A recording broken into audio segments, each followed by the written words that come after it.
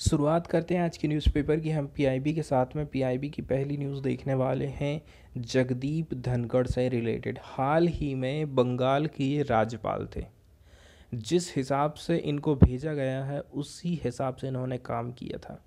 इसी के चलते चलते राज्यपाल और वहाँ की जो ममता बनर्जी हैं मुख्यमंत्री, उनके बीच में हमेशा हम टकराव देखते रहते थे। नॉर्मली राज्यपाल का काम है, राष्ट्रपति का काम है कि वो मंत्री परिषद की सलाह से काम करेगा। ठीक है, कुल मिलाकर के आप ये कह दो कि मंत्री परिषद जैसा बोलती है वो वैसा ही काम करता है। लेकिन यहाँ पर उल्टा हो जाता था। ठीक है, दोनों के बीच में हमेशा से टक्कर होते रहती थी, ममता बनर्जी और जगदीप धनखड़ के बीच में। एक और बात थी प्रधानमंत्री के मन में, किसान काफ़ी खुश नहीं थे गवर्नमेंट से, केंद्र सरकार से।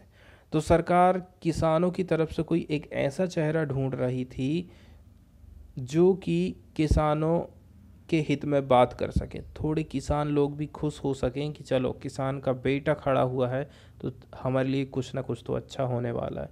इसके चलते चलते भी इनको राष्ट्रपति के पद के लिए, उपराष्ट्रपति के पद के लिए इनको चुना गया था। न्यूज़ में क्या दिया गया है, श्री जगदीप धनखड़ ने भारत के 14वें नंबर के उपराष्ट्रपति के रूप में शपथ ली है।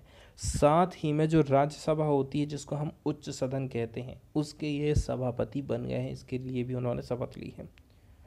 11 तारीख को भारत के 14वें उपराष्ट्रपति और राज्यसभा के सभापति के रूप में इन्होंने पदभार ग्रहण कर लिया है।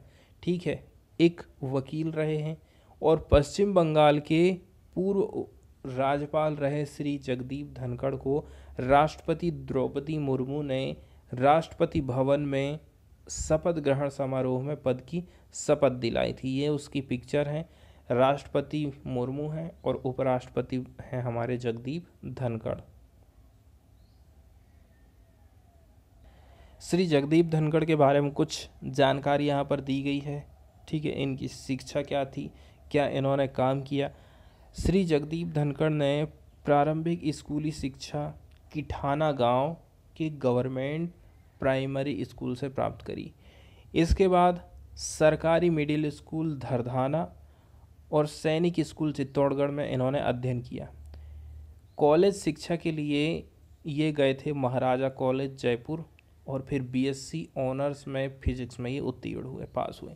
इसके बाद इन्होंने राजस्थान विश्वविद्यालय से विधि में, मतलब कि लॉ में डिग्री हासिल करी थी। जगदीप धनखड़ ने एक वकील के रूप में अपने करियर की शुरुआत करी थी और पहली पीढ़ी के पेशेवर होने के बावजूद वे देश के काफ़ी बड़े कानूनी विशेषज्ञों में से एक बन गए थे। 1990 में उन्हें राजस्थान उच्च न्यायालय द्वारा वरिष्ठ अधिवक्ता के रूप में नॉमिनेट किया गया था। तब से जगदीप धनखड़ मुख्य रूप से सर्वोच्च न्यायालय में प्रैक्टिस कर रहे हैं। उनका मुख्य कार्यक्षेत्र क्या था, स्टील, कोयला खनन और अंतर्राष्ट्रीय वाणिज्य मध्यस्थता से जुड़े मुकदमे रहे थे। वे देश के कई सारे उच्च न्यायालयों में पेश हुए हैं और 30 जुलाई 2019 को पश्चिम बंगाल के राज्यपाल का पदभार करने तक राज्य के सबसे वरिष्ठ नामिक वकील रहे थे। तो जब इनका कानूनी करियर चल रहा था, 1987 में राजस्थान उच्च न्यायालय बार एसोसिएशन जयपुर के अध्यक्ष बने थे। सबसे कम उम्र में ये काम उन्होंने करके दिखाया था। फिर एक साल बाद 1988 में राजस्थान बार काउंसिल के सदस्य भी बन जाते हैं। संसद में कब इनकी एंट्री होती है और इनका क्या सार्वजनिक जीवन था, 1989 में झुंझुनू संसदीय क्षेत्र से भारत की संसद के लिए इनको चुने गए। इसके बाद 1990 में संसदीय कार्य मंत्रालय के राज्य मंत्री के रूप में काम किया। फिर 1993 में अजमेर जिला के किशनगढ़ निर्वाचन क्षेत्र से राजस्थान विधानसभा के लिए भी चुने लिए गए। फिर बन गए ये विधायक। जगदीप धनखड़ ने लोकसभा और राजस्थान विधानसभा में कई सारी समिति के सदस्य के रूप में काम करा था। फिर केंद्रीय मंत्री के रूप में यूरोपीय संसद में, यूरोपियन यूनियन में एक संसदीय समूह के उपनेता के रूप में जो एक ग्रुप बनाया गया था उसके ये सदस्य रहे थे। 2019 जुलाई को धनखड़ को पश्चिम बंगाल के राज्यपाल के रूप में नियुक्त किया गया था। पीआईबी की अगली न्यूज़ देखने वाले हैं मेजर ध्यानचंद स्टेडियम से रिलेटेड। सबसे पहले इसका बेसिक बैकग्राउंड आप देख लीजिए। मेजर ध्यानचंद स्टेडियम की लोकेशन है नई दिल्ली में। इसका नाम रखा गया था प्रसिद्ध भारतीय हॉकी खिलाड़ी मेजर ध्यानचंद के नाम पर। भारत की राजधानी दिल्ली में राजपथ पर स्थित ये खेल का मैदान मुख्यतः एक मैदानी हॉकी स्टेडियम है जिसकी कैपेसिटी है 25,000 दर्शक। लेकिन यहाँ पर क्रिकेट, कबड्डी, लॉन टेनिस और तैराकी जैसे अन्य खेलों का आयोजन भी कराया जाता। यहाँ पहली बड़ी घटना थी जो कि 1951 में आयोजित पहली एशियाई खेलों की थी। दिलचस्प बात यह रही थी कि ब्रिटिश वास्तुकार एडवर्ड लुटियंस, जिन्होंने आधुनिक दिल्ली की अधिकांश रचना करी थी, ज़्यादातर चीज़ों का निर्माण किया, ज़्यादातर इंफ्रास्ट्रक्चर का निर्माण किया था, मूल रूप से इस क्षेत्र को बगीचे बनाने का उनका इरादा था। ये भारत गेट मतलब इंडिया गेट और राष्ट्रपति भवन जैसे प्रतिष्ठित संरचनाओं के करीब है। मेजर ध्यानचंद स्टेडियम पहले खेलो इंडिया महिला हॉकी लीग मतलब अंडर 16 के पहले चरण की मेजबानी करने वाला, मतलब इसका आयोजन यहाँ पर किया जाएगा। नई दिल्ली और लखनऊ में इस साल शुरू में ही 3 चरण आयोजित किए जाएंगे। खेलो इंडिया महिला हॉकी लीग अंडर 21 सफल रहा था, इसके बाद अंडर 16 आया। ठीक उसी प्रकार की एक और लीग 16 अगस्त को राष्ट्रीय राजधानी दिल्ली के मेजर ध्यानचंद स्टेडियम में चालू हो रही है। तो ये न्यूज़ थी। न्यूज़ तो कोई ख़ास नहीं थी, लेकिन मेजर ध्यानचंद स्टेडियम के बारे में थोड़ी सी जानकारी रखना हमारे लिए ज़रूरी है। फॉरेन वाले पेज में चलते हैं और सबसे पहले एक न्यूज़ को देख लेते हैं। न्यूज़ आई है लंदन से। पार्टिकुलरली हम बात करेंगे पोलियो की। ठीक है, लंदन में जो छोटे बच्चे हैं उनको पोलियो की खुराक अब चालू की जा रही है, उसी को लेकर के ये न्यूज़ आई है। मैप आप देख रहे हैं, ऊपर में है स्कॉटलैंड, ये वाला जो खाली हिस्सा आप देख रहे हैं वेल्स का है, और बाकी जो बड़ा सा हिस्सा आप देख रहे हैं ये हिस्सा है आपका लंदन का। इन सब को, और एक हो गया ये आयरलैंड, एक हो गया नॉर्दर्न आयरलैंड, सबको मिला दीजिए तो बन जाएगा यूनाइटेड किंगडम। आयरिश सागर है इसकी लोकेशन आप देख सकते हैं। आयरिश सागर आप देख चुके हैं। ठीक है, आयरिश सागर इंग्लैंड के किस तरफ में पड़ेगा? इंग्लैंड के ये पड़ेगा पश्चिमी वाले हिस्से की तरफ। ठीक है, नीचे की तरफ आप चले जाओगे दक्षिण की तरफ तो अटलांटिक ओशियन है, फिर इंग्लिश चैनल है जो कि फ्रांस और लंदन मतलब इंग्लैंड को अलग करता है। इंग्लैंड के नॉर्थ की तरफ आप जाओगे तो नॉर्थ सी पड़ जाएगा। ये तो था छोटा सा बेसिक मैप यूनाइटेड किंगडम का। पोलियो बीमारी के बारे में कुछ बेसिक जानकारी सबसे पहले हम देखेंगे। पोलियो आज के टाइम में अफगानिस्तान और पाकिस्तान दो ऐसे देश हैं जहां पर पोलियो आज भी खतरे की घंटी मानी जाती है। यहाँ पर इसको एंडेमिक की कैटेगरी में रखा गया है। कुछ की पॉइंट दिए गए हैं यहाँ पर, जैसे कि पोलियो आज के समय में गंभीर और काफ़ी खतरनाक डेडली वायरल इन्फेक्शियस डिजीज़ माना जाता है, जो कि इफ़ेक्ट करता है हमारे नर्व सिस्टम को। ठीक है, जिसको हम तंत्रिका तंत्र बोलते हैं। यहाँ पर 3 इंडिविजुअल और immunologically distinct wild polio virus strain बताए गए। मतलब पोलियो वायरस भी 3 प्रकार का होता है, WPV1, WPV2, WPV3। Wild polio virus type 1, type 2, type 3। यदि आप इसके सिम्टम की तरफ जाओगे, तीनों जो स्ट्रेन यहाँ पर बताए गए हैं ये आइडेंटिकल है। ठीक है, आइडेंटिकल का मतलब होता है सादृश्य, आपको दिखाई दे सकते हैं, पहचानने योग्य। In that they cause irreversible paralysis और इवन डेथ। इनके चलते चलते पैरालिसिस होता है और यहाँ तक डेथ भी हो सकती है।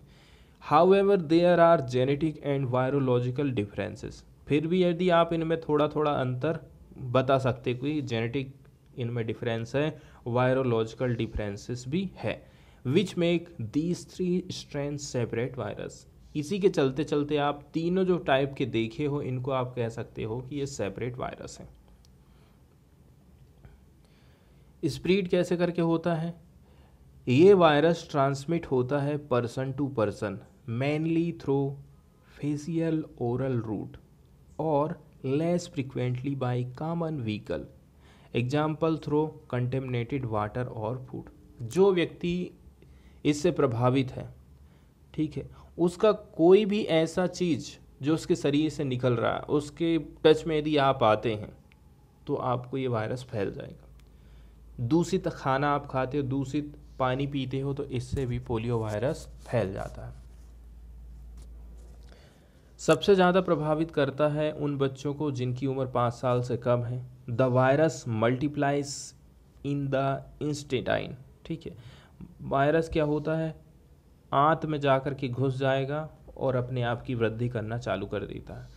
From where it can invade the nervous system and can cause paralysis. इसके बाद सीधे आपके तंत्रिका तंत्र को प्रभावित करेगा और आपको पैरालिसिस हो जाएगा। पैरालिसिस मतलब पोलियो वायरस। कुछ सिम्टम्स बताए गए हैं। कुछ लोग, मतलब ज़्यादातर लोग तो ऐसे हैं जो कह रहे हैं हमें पोलियो हुआ लेकिन हमें किसी प्रकार के लक्षण नहीं दिखाई दिए। Some people have only minor symptom, लेकिन कुछ लोग ऐसे भी हैं जिनको कुछ माइनर सिम्टम दिखाई दिए, जैसे कि फीवर, टायर्डनेस, मतलब कुछ थकान हो रही है, इसके साथ साथ में जी मिचलाना, headache, pain in the arm and legs, आपके हाथ पैर में दर्द हो रहा है, ये कुछ इसके लक्षण बताए गए। रेयर केसेस ऐसे भी रहते हैं पोलियो के। Causes permanent loss of muscle function, ऐसा है कि आपके हाथ पैर काम करना बंद ही कर देते हैं, कुछ केसेस में ऐसा होता है। पोलियो जो है फैटल भी हो सकता है, मतलब पोलियो के चलते चलते डेथ भी हो सकती है। If the muscles used for breathing are paralysed, मतलब उस हिस्से पर यदि ये प्रभावित कर दे, उस हिस्से को प्रभावित कर दे जहाँ से आप सांस ले रहे हो, तो फिर डेथ का कारण हो सकता है। और if there is a infection of brain, आपके दिमाग में भी यदि इन्फेक्शन हो गया तो फिर बचने की संभावना नहीं है। प्रिवेंशन और क्योर, ठीक है, क्योर के मामले में तो बताया जाता है there is no cure but it can be prevented through immunisation, ठीक है, इम्यूनाइजेशन के माध्यम से इसमें लोगों की जान बचाई जाती है। वैक्सीन्स की बात करें, ओरल पोलियो वैक्सीन, जिसको शॉर्टकट में ओपीवी बोलते हैं। आपने स्कूल में पोलियो की 1-2 खुराक ज़रूर ली होगी, ये वही वैक्सीन थी पोलियो की, ठीक है। इसको ओरली दिया जाता है एज ए बर्थ डोज, ठीक है, मतलब बच्चे के जन्म के टाइम में फॉर इंस्टीट्यूशनल डिलीवरीज, इंस्टीट्यूशन के माध्यम से ये वैक्सीन ओरली पिलाई जाती है। Then primary 3 doses 6, 10 and 14 week, age group यहाँ बता दिया गया है कि 3 डोजेस इस एज ग्रुप में दिया जाएगा। एक रहेगा बूस्टर डोज जब बच्चा हो जाता है 16 से लेकर के 24 मंथ का। एक होती है इंजेक्टेबल पोलियो वैक्सीन, ठीक है, इसको इंट्रोड्यूस किया गया था एज एन एडिशनल डोज, मतलब ये तो वैक्सीन हम दे ही रहे हैं, ओरल मुंह से हम वैक्सीन दे ही रहे हैं पोलियो की खुराक को, लेकिन अतिरिक्त में इस वैक्सीन को आप लगवा सकते हैं एलोंग विथ थर्ड डोज, किसके साथ साथ में, थर्ड डोज के साथ में ऑफ डीपीटी, मतलब diphtheria, pertussis and tetanus under the universal immunisation programme. और ये जो यूनिवर्सल इम्यूनाइजेशन प्रोग्राम चल रहा था उसके तहत ये जो 3 किस्म की बीमारी है इसके साथ साथ में ही आप पोलियो की वैक्सीन भी लगा सकते हैं। भारत में पोलियो के आंकड़े किस प्रकार के हैं बताया जाता है। इंडिया ने रिसीव कर लिया था पोलियो फ्री सर्टिफिकेशन, ठीक है, भारत पोलियो से मुक्त हो गया था और इसका सर्टिफिकेट हमको विश्व स्वास्थ्य संगठन की तरफ से 2014 में प्रोवाइड किया गया था। आफ्टर 3 ईयर्स ऑफ 0 केसेस, 3 साल तक जब 0 केसेस आए हमारे देश में तो विश्व स्वास्थ्य संगठन ने हमको पोलियो फ्री सर्टिफिकेशन प्रोवाइड कर दिया था। ये जो अचीवमेंट है ना, इसको हम प्राप्त किए थे। कैसे करके? पल्स पोलियो कैंपेन हमारा सफल रहा था, in which all children were administered polio drop, जिसके अंतर्गत सब जो बच्चे हैं उनको पोलियो की ड्रॉप पिलाई गई थी। आपने भी पिए हैं, आपको ज़रूर याद होगा इसी बारे में। ठीक है, अब इसके बाद बताया जा रहा है last case wild polio virus का हमारे देश में डिटेक्ट हुआ था 13 जनवरी 2011 को। पोलियो को कम करने के लिए कुछ कुछ उपाय किए गए हैं ग्लोबली, जैसे कि ग्लोबल पोलियो इराडिक्शन इनिशिएटिव, जिसको 1988 में लॉन्च किया था ग्लोबल पोलियो इराडिक्शन इनिशिएटिव के द्वारा by national government and WHO के द्वारा। Presently 80% of the world's population is now living in certified polio free region. 80% जनसंख्या ऐसी है जहां पर पोलियो के केसेस हमें देखने को नहीं मिल रहे हैं। इसके साथ साथ में पोलियो के प्रति जागरूकता फैलाने के लिए विश्व पोलियो दिवस मनाया जाता है 24 अक्टूबर को हर साल। In order to call countries to stay vigilant in their fight against the disease. सब देश थोड़ा जागरूक रहें कि हमको पोलियो वायरस से लड़ाई लड़ना है। भारत की तरफ से कौन कौन से प्रोग्राम चलाए गए थे? पल्स पोलियो प्रोग्राम, ठीक है।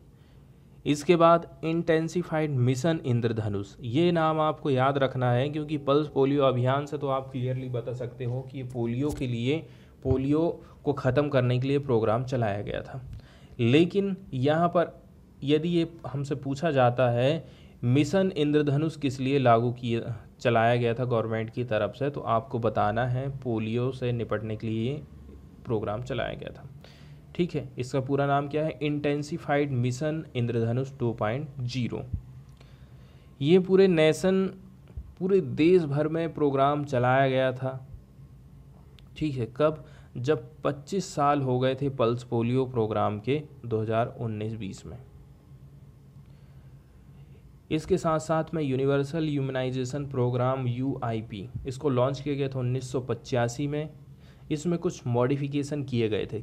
कहाँ पर? एक्सपांडेड प्रोग्राम ऑफ इम्यूनाइजेशन में। इसके कुछ कुछ उद्देश्य बताए गए हैं, इनको आप देख लीजिए।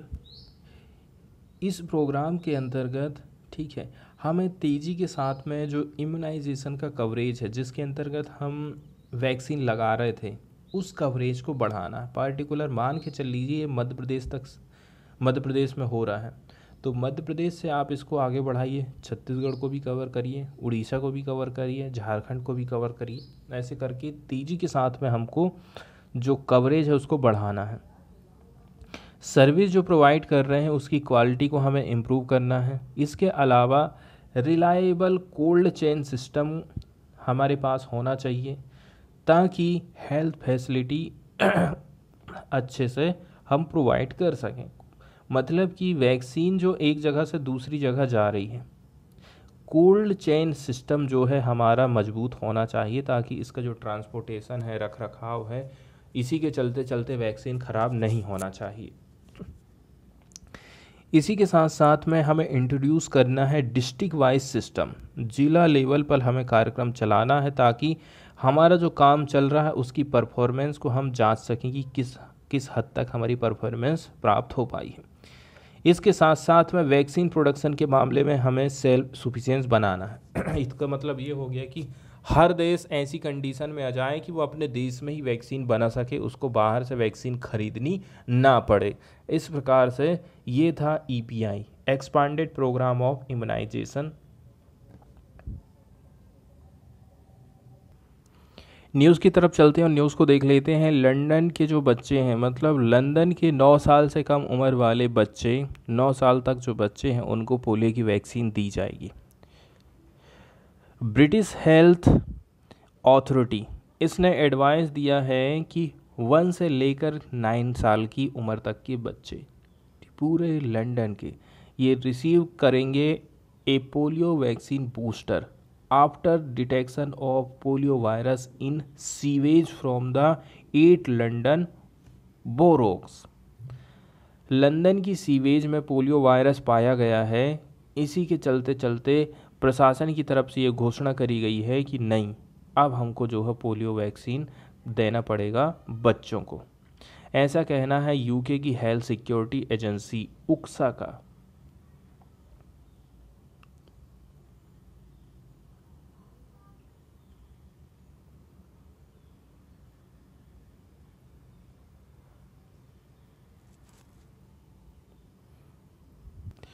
यहाँ पर जो पोलियो वायरस निकला था वो था टाइप 2 पोलियो वायरस। ये फाउंड किया गया था कहाँ पर? बैकटॉन लंदन सीवेज ट्रीटमेंट प्लांट में फरवरी के महीने में। फिर इसकी सैम्पलिंग की गई थी upstream between February and July के महीने में। जो अप स्ट्रीम वाला एरिया है, फरवरी और जुलाई के बीच में इसकी सैम्पलिंग और भी ली गई थी। ठीक है, और बताया जा रहा है at least 1 sewage sample with the virus in each of 8 London boroughs। यहाँ एक वर्ड यूज़ किया गया है, इसका मतलब हम देख लेते हैं, नगर। ठीक है, नगर होता है, इसका मतलब बोरोग का मतलब होता है नगर। तो 8 में से एक नगर में हमको पोलियो वायरस मिला है उस सैंपल में। यूनाइटेड किंगडम की पोलियो हिस्ट्री बताई गई है कि यूके ने डिक्लेयर कर दिया था अपने आप को 2003 में polio free, with the last non case of polio in the country 1984 में आया था। ठीक है, पोलियो को इरेडिक्ट कर दिया गया था, ख़त्म कर दिया गया था from most countries in the world, with India achieving the target 2014। India ने 2014 में इस टारगेट को हासिल किया था as per the world organisation. लेकिन आज भी ऐसा है कि पाकिस्तान और अफगानिस्तान में ये रोग एंडेमिक बना हुआ है। एक और न्यू वैक्सीन आई है जिसके बारे में बताया गया है कोवरवैक्स को अनुमति मिल गई है एज ए प्रिकॉशन डोज। ये अवेलेबल रहेगी किसके लिए? एडल्ट लोगों के लिए जो कि फुल्ली वैक्सीनेटेड कर चुके हैं। ठीक है, एडल्ट लोग जिन्होंने बढ़िया से दोनों तरीके से डोज लगवा लिए हैं उनके लिए कोवरवैक्स आ गई है प्रिकॉशन डोज के तौर पर। यूनियन गवर्नमेंट ने वेडनेसडे के दिन अप्रूवल दे दिया है बायोलॉजिकल ईज कोवरवैक्स को as a precaution dose against corona vaccine for those above 18 साल से जिनकी उम्र ज़्यादा है, जिन्होंने पूरी तरह से वैक्सीन लगवा ली है, सभी डोज पूरे कर लिए हैं, या तो कोविशील्ड हो या फिर कोवैक्सीन हो, वो लोग प्रिकॉशन के तौर पर कोवरवैक्स वैक्सीन लगवा सकते हैं।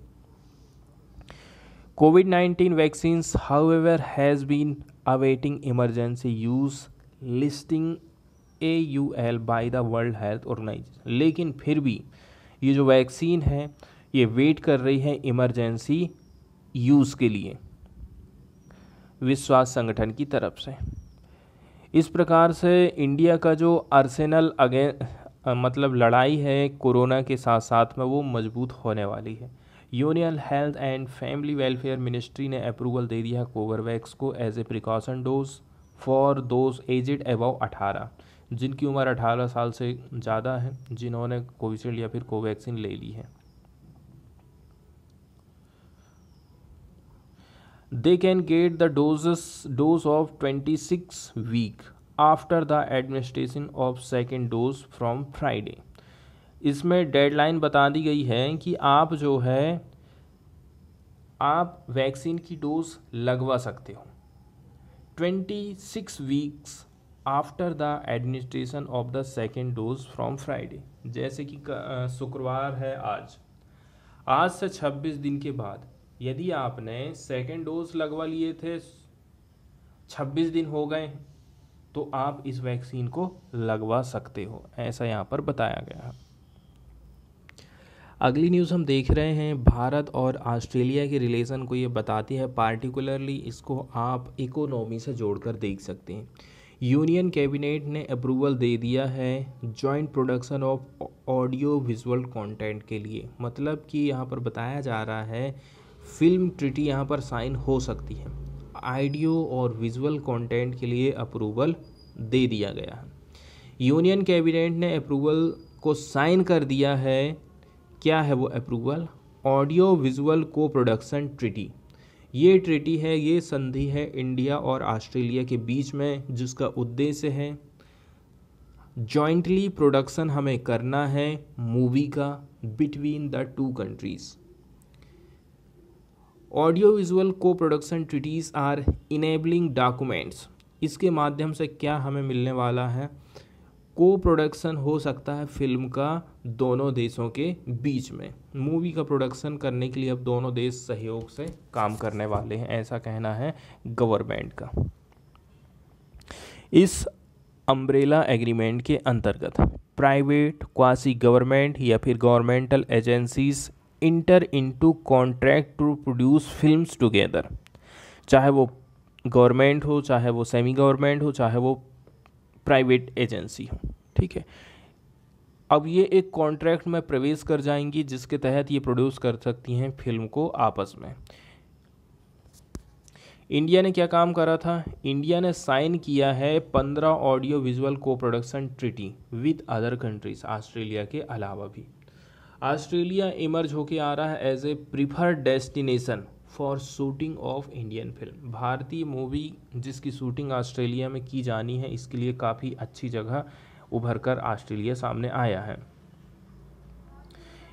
India is a fast emerging as a major content hub for filmmakers looking for new project।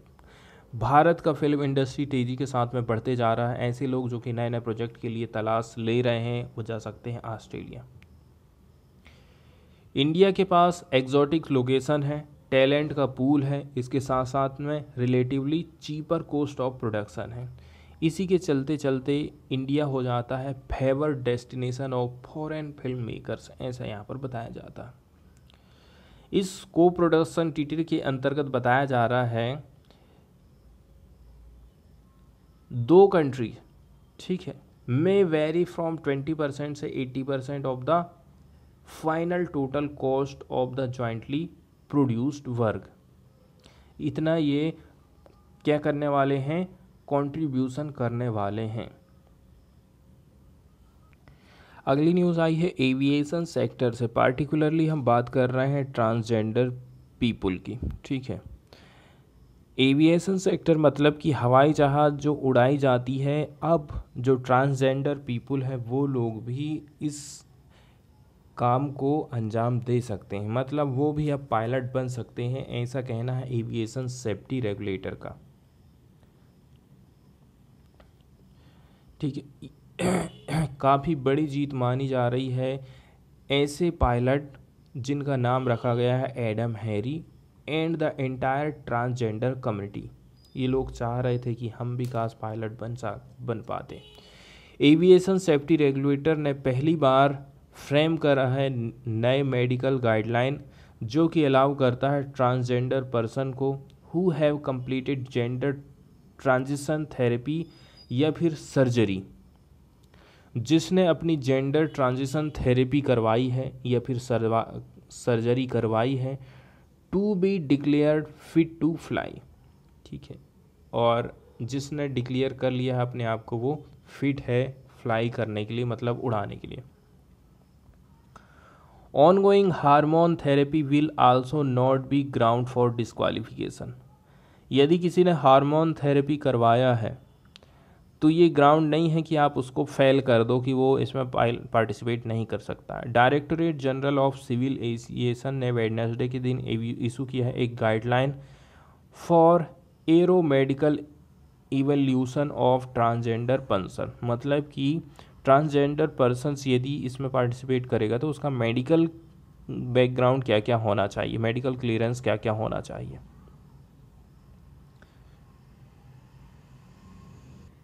तीन कैटेगरी में पायलट के लाइसेंस को बांटा गया है, private pilots licence, student pilot licence और कमर्शियल पायलट लाइसेंस।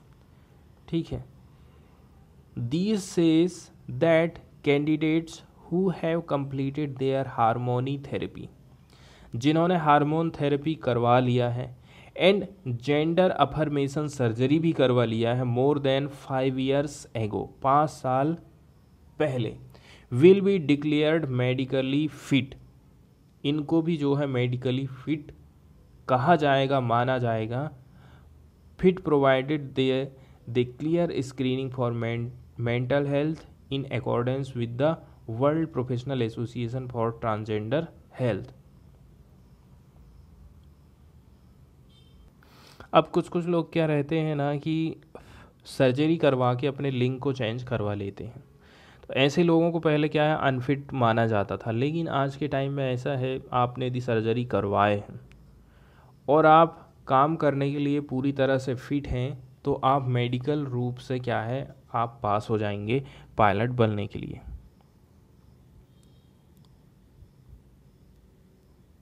यहाँ पर कुछ कुछ सीमाएं भी हैं जिनको आप देख लीजिए।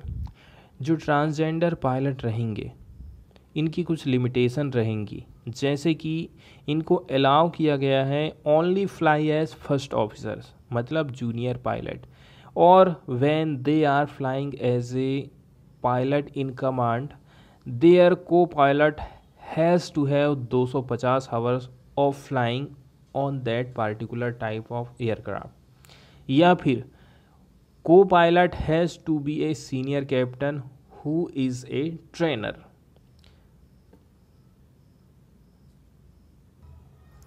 जस्टिस ललित को अपॉइंट किया गया है as a chief justice of India. हाल ही में भी एन.वी. रमन्ना रिटायर हुए हैं और रिटायरमेंट के बाद जस्टिस यू.ए. ललित को अपॉइंटमेंट कर दिया गया चीफ ऑफ जस्टिस इंडिया के रूप में। काफ़ी सीनियर मोस्ट जज ये माने जाते थे, इसी के चलते चलते इनका नाम इन्होंने सजेस्ट किया था और ये बन गए हैं नए chief justice of India. CJI who was directly elevated the top court bench from the bar. Justice S.M. Sigri was the first lawyer to be elevated directly to the top court bench. पहली बार justice S.M. Sikri को ठीक है क्या elevate किया गया था, directly top court की जो बेंच थी उसको एलिवेट किया गया था in March 1964 and went on to become the 13th CJI in January 1971। Explainer वाले पेज पर यदि हम देखें तो यहाँ पर इलेक्ट्रिसिटी अमेंडमेंट बिल 2022 के बारे में कुछ बातें बताई गई हैं। यूनियन पावर मिनिस्ट्री ने इंट्रोड्यूस किया था इलेक्ट्रिसिटी अमेंडमेंट बिल 2022 लोकसभा में 8 अगस्त को, लेकिन किसान का जो संगठन है, किसान जो लोग हैं, उनको ये डर है इस बिल के माध्यम से, इस विधेयक के माध्यम से सरकार सब्सिडी को ख़त्म कर देगी, इसके साथ साथ में पावर डिस्ट्रीब्यूशन चले जाएगा प्राइवेट कंपनी के हाथ में। अपोजिशन पार्टीज़ ने क्वेश्चन किया है कि ये जो बिल है, question the bill on federalist principle as electricity is subject which comes under the concurrent list.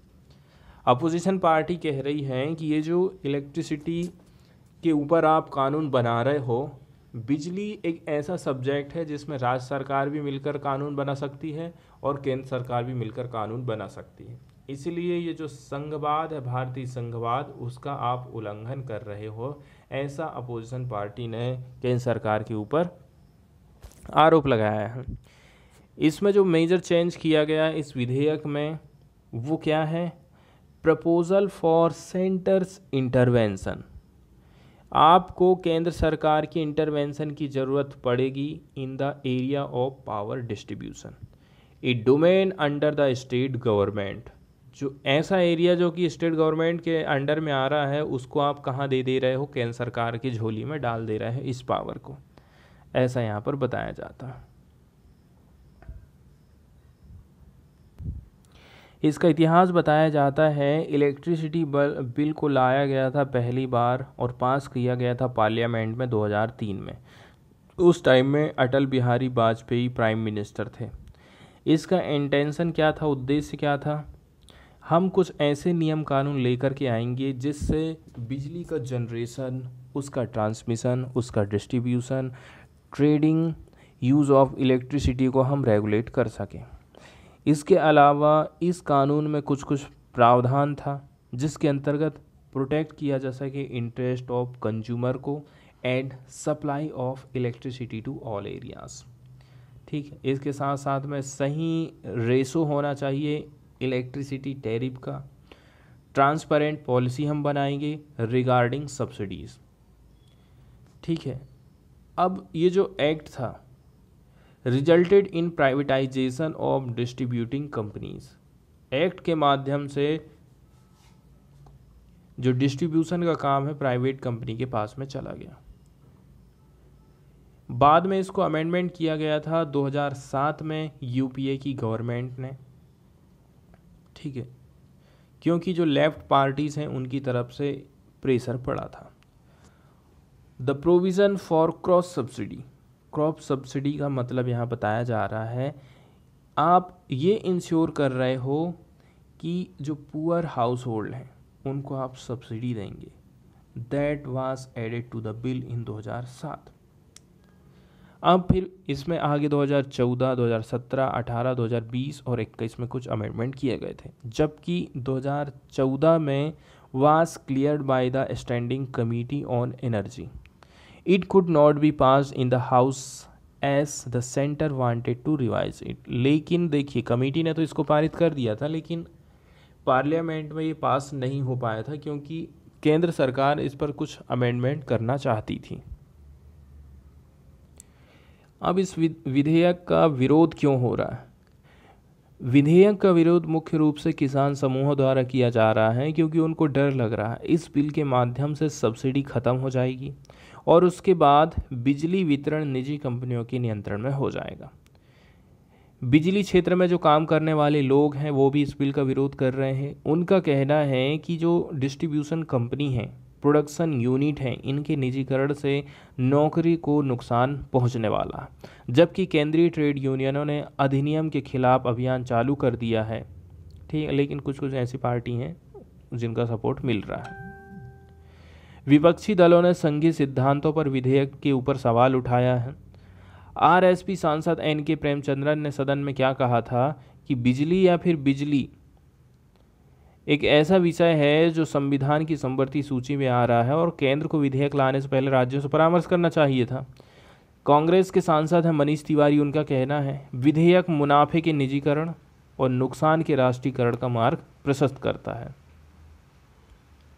इसमें कौन कौन से संशोधन किए गए हैं? तो 2020 और 21 के मसौदे की तुलना में 2022 के विद्युत संशोधन अधिनियम में कई बदलाव किए गए हैं। इनमें से मुख्य परिवर्तन बिजली वितरण के क्षेत्र में केंद्र सरकार हस्तक्षेप कर सकता है, जबकि पहले ये पावर राज्य सरकार के पास में थी।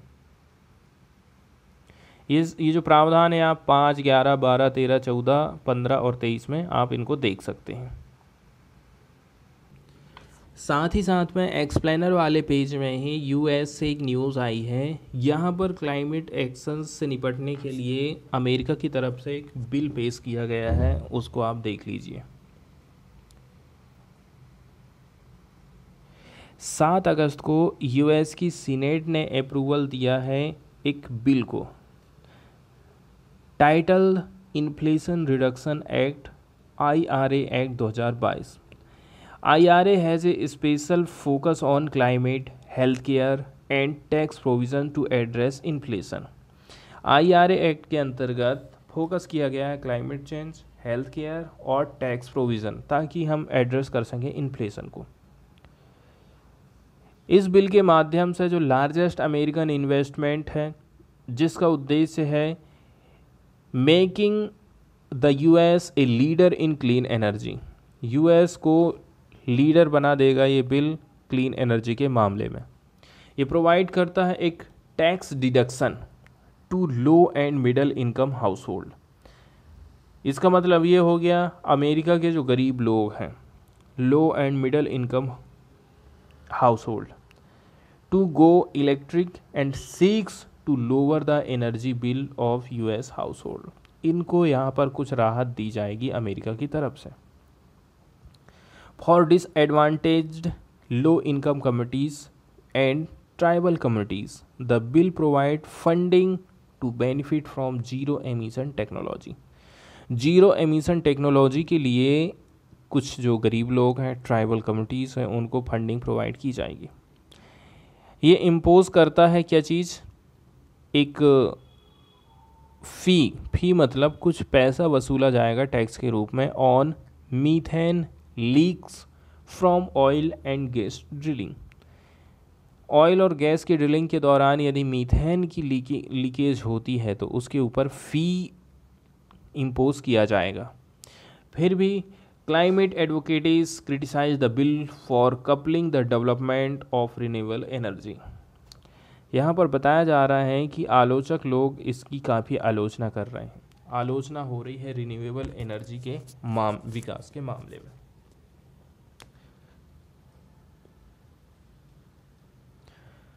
तो जो गरीब लोग हैं उनको बिजली में कुछ कटौती तो दी ही गई है, बिजली का बिल उनका काम आएगा ही। इसके साथ साथ में बताया जा रहा है it also aims to bolster the domestic production of heat pump.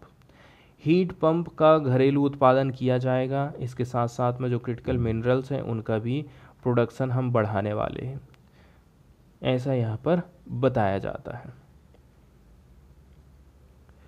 ये बिल प्रोवाइड करता है सिग्निफिकेंट इन्वेस्टमेंट रिन्यूएबल एनर्जी के क्षेत्र में through heavy tax credit for wind and solar energy project and electricity vehicle. इस मामले में भी यहाँ पर पैसा इन्वेस्टमेंट किया गया है। एडिशनली यदि आप देखोगे ये the bill imposes A tax on the largest and most profitable companies. बड़ी बड़ी कंपनी, मुनाफा कमाने वाली कंपनी, इनके ऊपर टैक्स वसूला जाएगा। Order that they pay their fair share without leaving any taxes on household with income less than $40,000 per annum. एक न्यूज़ आई है साउथ से, पार्टिकुलरली चेन्नई से, जहाँ पर चोल शासन काल की बुद्ध की एक मूर्ति है यूएस में देखी गई है। चोल एरा की बुद्ध भगवान की मूर्ति, ठीक है, इसको चुराया गया था अरपक्कम कांचीपुरम के पास में ये गांव पड़ता है। Is now stuck with Department of Homeland Security in US. आज के टाइम में कहाँ पर है ये? Department of Homeland Security America में। Without any claim having been made by the Indian authorities. लेकिन यहाँ पर किसी प्रकार का क्लेम नहीं किया गया था। अरपक्कम एक स्मॉल विलेज माना जाता है। The outskirt of Kanchipuram is a virtual treasure trove of heritage. यहाँ पर हेरिटेज की बहुत सारी चीज़ें हैं। लगभग 20 साल पहले की बात है। The idol of the seated Buddha was stolen. इसमें बुद्ध भगवान बैठी हुई अवस्था में इसको चुराया गया था। But the theft went unreported and the police have not investigated. चोरी का कोई यहाँ पर पता ही नहीं लगाया गया, पुलिस ने भी किसी प्रकार का इन्वेस्टिगेशन नहीं करी थी। However the idol was spotted at exhibition in Singapore. फिर सिंगापुर 2007 में प्रदर्शनी में इसको लगाया गया। एस विजय कुमार जो कि को फाउंडर हैं इंडिया प्राइड के, उनका कहना है कि हम जो है एविडेंस प्रोवाइड करेंगे और उसको लेकर के आएंगे और हम गांव में इसको स्थापित कर देंगे।